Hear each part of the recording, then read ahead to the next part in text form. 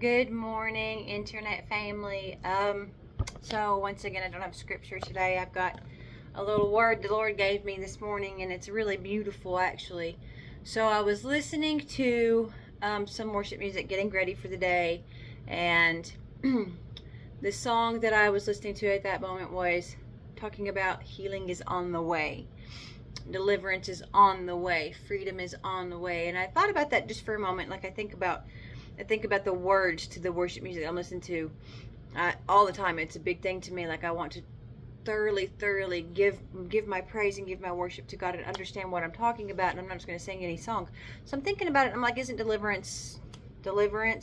Isn't freedom?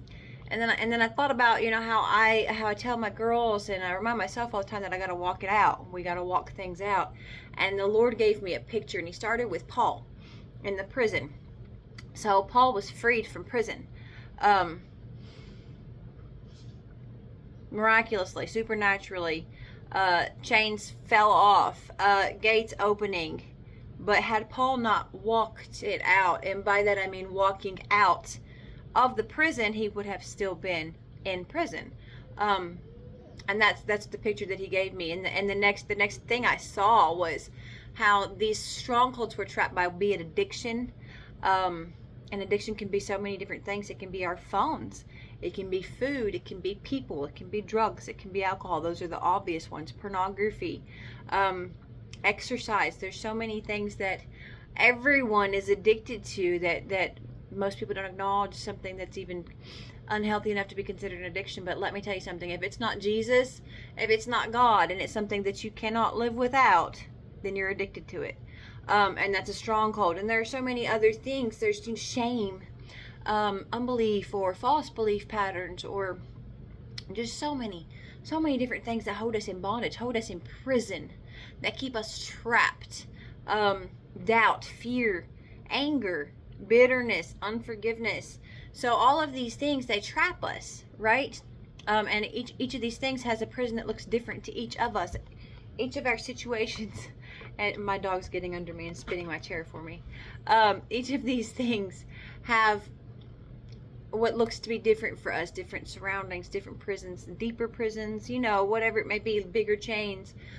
So this is the next picture the Lord gave me. He gave me a picture of us, any of us in our stronghold, in our prison, bound up in chains and in a dungeon, okay? And the moment that we receive deliverance, that we're delivered from it, our chains break off. Our chains are gone. We're no longer bound. But we are still in the dungeon. That's not to say we're held in the dungeon, but we're still located in the dungeon. So we have to walk it out. We have to walk out of the dungeon. And for some of us, that's just walking out of a door. For some of us, that's just walking away from where the chains had held us, leaving the chains behind us. And for others, this is going to be traveling up flights after flights after flights after flights of narrow, scary, dark stairs, exhaustion and fatigue, and a long journey, and a lot of hopelessness, looking like it's hopeless and not seeing the light, and there's so much space in between those two. And it's going to depend on how we were held in bondage, what we were held in bondage by, how willing we were to stay there, how long we had been there, and so many other things. Our captivity never looks the same as anyone else's. Our bondage, our chains are not the same as anyone else's. Our prisons are not the same as anyone else's. Neither are the demons that try to keep us there. We each have our own story and our own set of surroundings that is different from everyone else's. But let me tell you that deliverance is for everyone. And that walking it out is for everyone. That's a decision, guys. That is a decision, and that is persistence, and that is commitment, and that is just grace to get through it. Those chains are gone. If you have received deliverance, if you have sought the Lord, then that means you have found Him. If you have truly sought Him, you have found Him. If you still feel trapped, it's because you haven't walked up your stairs yet. That's all there is to it. So baby, walk up those stairs. So today I just want to encourage anyone who's listening to not feel stuck. Maybe you've been seeking deliverance from addiction and you keep going back. Maybe you just feel beat down by something that you're trying to succeed in and you don't see any progress. But child, let me tell you, we take those stairs one step at a time. Every staircase that anyone walks is one step at a time.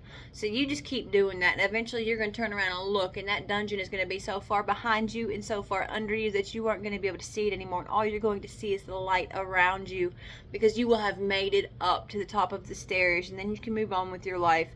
So in the meantime, anyone who's struggling and feeling stuck, when you thought that you had gotten deliverance, you got your deliverance. Now just walk it out.